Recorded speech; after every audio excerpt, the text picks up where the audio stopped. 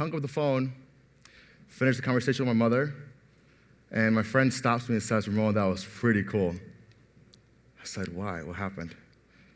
You're black, but you speak Spanish.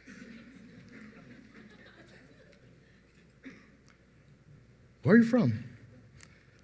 Oh, Dominican Republic. I'm so proud, have my pen and everything else. Oh, okay, cool. I mean, in America, where are you from?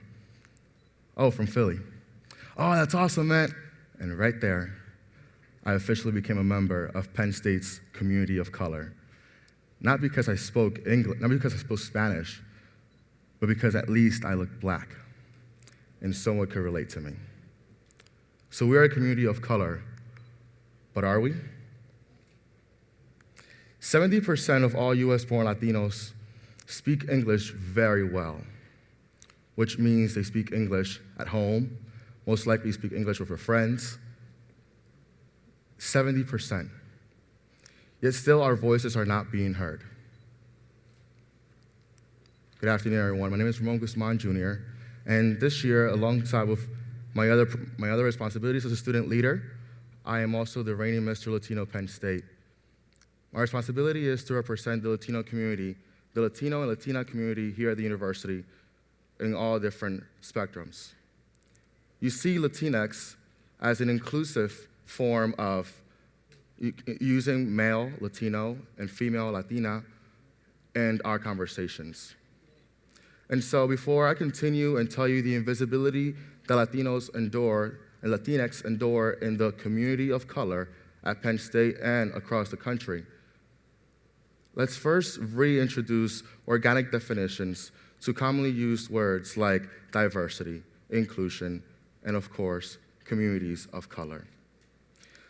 Diversity in itself truly means and simply means a set of differences, a group with differences.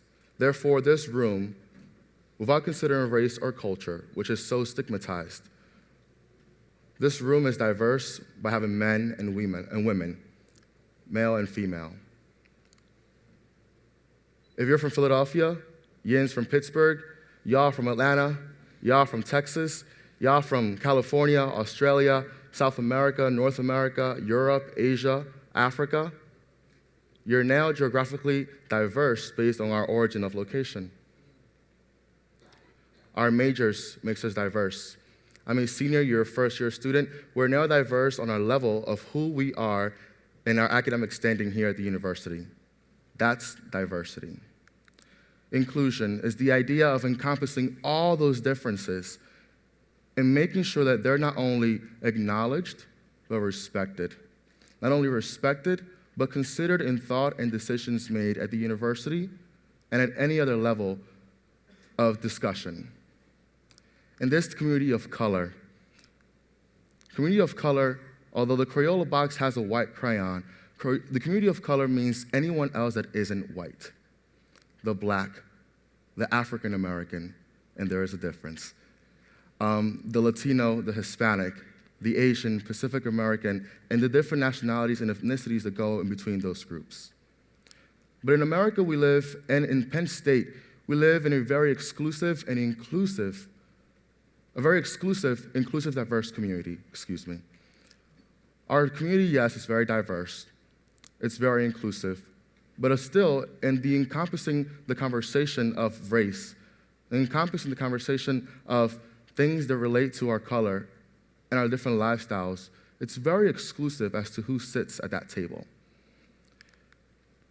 The community of color is a conversation that in America and at Penn State is had through the historical scope of a black oppression, white privilege, and everything else and everyone else is foreign.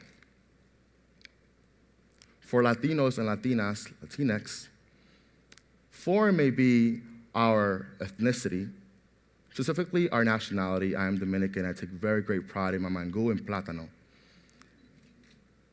But besides that, I self-identify as an Afro-Latino. And so, excluding my Latino-ness, I'm a black man. I have other people who are darker shades than I am, or lighter shades than I am, and we still are Latino. Issues that may happen to a black student are very well the same issues that I may endure as a black Latino.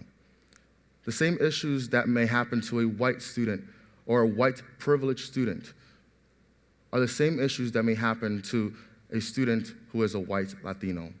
And let's not forget the typical Latino that everyone usually thinks of America, which tends to be one more characterized with indigenous features.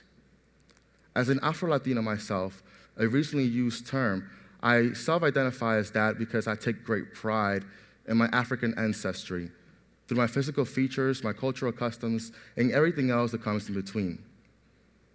But I want to remind you that 70% of all US-born Latinos speak English very well, and still we're not heard. Nosotros hablamos inglés. Nosotros estamos completamente invertidos en el progreso del sistema americano. Nosotros tenemos nuestros problemas que a veces son más y completamente diferentes a los de los demás. Y más aún, nosotros debemos de ser escuchados. It's translated. So, when you hear us, are you listening? Are you truly listening? And are you stepping aside and allowing me to have a seat at that same table? This summer, I had the privilege of interning in Congress this summer. And one thing that was always mentioned by our representatives, those that we elect, was if you're not at the table, you're on the menu. Think about that. If you're not at the table, you're on the menu. Means that there's no representation in who you are. And I may look good, but I'm sure not dessert. So my call to action to the university is, first, whenever an issue happens with one subsection of our community of color, call all the caucuses, the Black Caucus, Latino Caucus, and the Asian Pacific American Caucus, which are the three umbrella organizations dedicated and given the rights to represent all of us in conversations of communities of color. Call us, because the issues that may affect the Black Caucus students may easily be transferable to issues that affect the Latino Caucus student that isn't involved in Black Caucus, yet still endures the same struggles. Also, provide more funding for all cultural-based academic programs, allowing us to not only embrace our heritage, our history, and our culture. That's beautiful. But what about giving the opportunity for others? And not just to simply understand the issues and the history of Africa, Africana or African American studies, but Latino and Latina studies and the Asian studies as well. After all, a voice has content, but our cultural composition truly brings context to the table. It allows us to feel comfortable, and more so, allows us to be more inclusive. If nothing else, we are! Thank you.